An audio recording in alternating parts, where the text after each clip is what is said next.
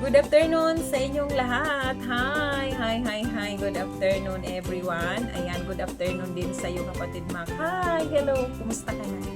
Kumusta na nakauwi na? Ano ang feeling na nakauwi na? Na nandyan ka na sa inyo o sa iyong family? Ayan, na may mag-aasikaso na sa iyo. Kumusta ka na?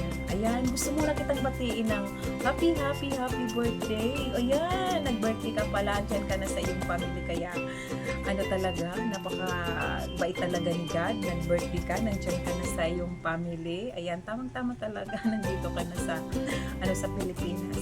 Ayan kapatid Mac, bilang isang kaibigan, wala po akong ibang wish kundi ang sana tuloy-tuloy na ang iyong pagaling at think positive lagi. Huwag kang mawala ng pag-asa. Lagi kang magdasal dahil ayan, yung nalaman namin na nagkasakit ka, ganun yung nangyari. Wala naman ang ginawa namin yung ipag-pray ka na bigyan ka pa ng pagkakataon na ayun, makasama namin mga kaibigan mo. Ayan, maging masaya lang tayo sa ngayon. Maging masaya lang tayo. Ayan kapatid Mac, thank you so much. Maraming salamat. Ayan, thank you sa lahat dahil nakilala kita na bilang isang kaibigan sa YT.